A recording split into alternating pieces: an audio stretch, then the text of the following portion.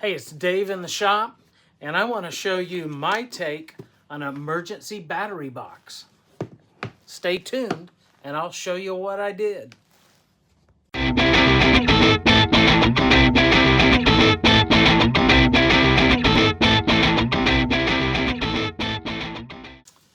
The idea with this battery box was to do something super quick and super simple. The idea came to me about 24 hours before Hurricane Helene was headed our way, and the forecast was looking like, Atlanta's going to have a lot of power outages. So I wanted to create something super fast, and what I came up with was an idea that said, let me put one of the new lithium batteries in a box. Let me set it up with a connection, and in this case, this is a 50 amp power pole chassis mount connector with a nice little cover on it. And so I decided to put that in one of these orange boxes. I bought a few of these at a flea market a couple of years ago and been looking for the perfect project. I think I paid $10 a piece for these. I mean, it's a screaming good deal for sure. And I decided to order one of the new lithium batteries. This was available Amazon same day delivery. So that's what I went with. Reviews said that it was okay. Maybe not the ultimate battery, but this was the battery I could get in a few hours. It is a 25 amp hour, 12.8 volt lithium battery. So I ordered that, and I ordered a few other parts, which I'll show you the parts inventory. And the whole idea was a battery obviously had to fit in the box. It needed to have enough power to be able to help me charge a few things, laptop, iPad, cell phone, be able to run a couple of little LED lights and let us make that through the storm. And what I came up with was this idea of using the Anderson power pole connector on here. And then just to make it really quick and easy, I had some wire already in the workshop. So here's the other end of that plugs right into the box. And then that gives me 12 volts out.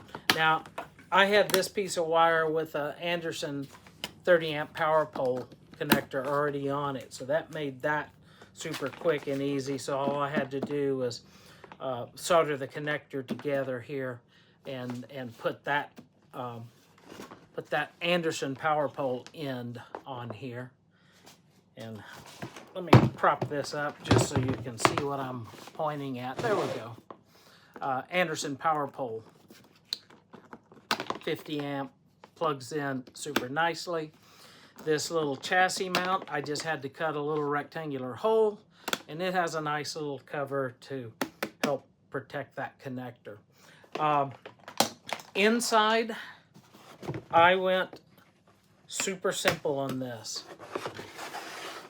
So I even used some of the foam that came with the battery in the box that it was shipped in, and put a heavy gauge wire and a 30 amp fuse, just so it has a little bit of protection and it mounts into the chassis mount connector. I cut some ethafoam pieces here just to hold it in place. So that's about as down and dirty and simple of a little portable battery pack as you can get. Then what I did was I ordered a charger for it. And this is a little small charger designed specifically for these lithium batteries. And it had a little two-prong connector on it and then it had a couple of different adapters and all. I cut that off and I put my Anderson power pole on the end of that. So now my cable that I lost, oh, here it is.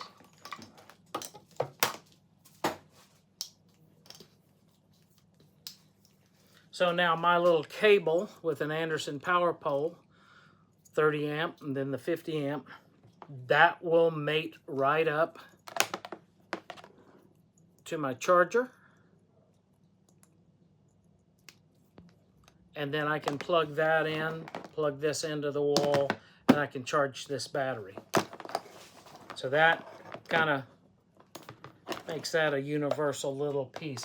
And that charger, if I build multiples of these, charger can be moved from box to box and be able to charge each thing. The other thing that I did that was super cheap, down and dirty, again, something that on Amazon I could get same-day delivery on, right? Storms are coming. I needed something to be able to plug into this box, and so I bought this little small inverter. It's a 300-watt inverter. It's what we've always called in the past a chopper inverter. It doesn't create a pure sine wave. Those were not available on same-day delivery. Otherwise, I would have got one of those. So this has kind of a square wave out of it, but if you're running, you know, light bulbs, you're running something that's generating a little bit of heat, most little chargers and things will work on it fine. It also has a USB-C and a USB-A port on it. So it kind of becomes just a down and dirty quick way to charge, you know, my iPad, charge my phone, run some really small appliances or lighting off of it. So that charger, inverter, you know, that gives me, and then having the power pole on it, that gives me 12 volt capability, gives me 120 volt capability on the thing, and gives me just a super portable, kind of down and dirty. I could build multiple battery boxes and then use these parts and pieces with each of those boxes. Let me show you a couple of the other parts. So here's that chassis mount Anderson connector.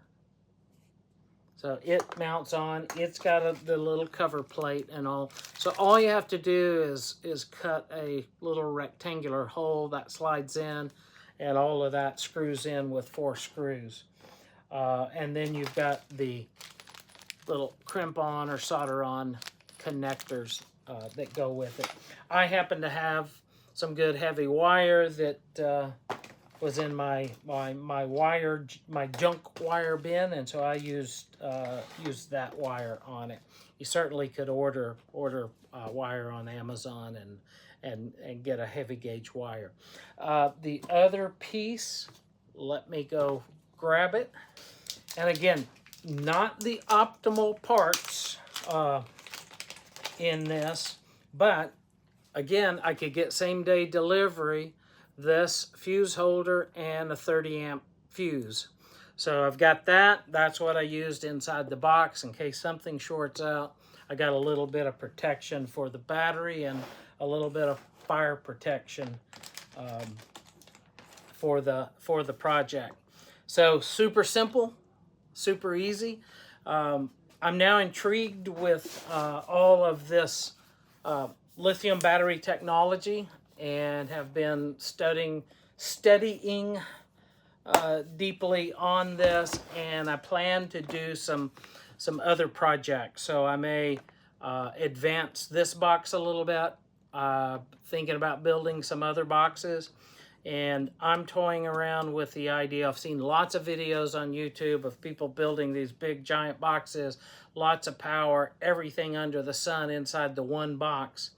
I'm kind of thinking about where they have zigged, I may zag a little bit, and I'm thinking that all my electronic components may go in a box, and then I have multiple batteries that as many as I want that I can plug into that. So I'll figure that out, and then I'll make some additional videos to show the progress of where I go with this emergency portable battery technology.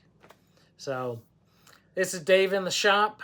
I hope you enjoyed this short little video, quick, down and dirty, and there'll be more to come. So cheers, and remember to please like and subscribe. That helps the channel, helps other people get it in their feed, and I would really appreciate it if you would just take a moment and do that. It's Dave in the shop. Take care.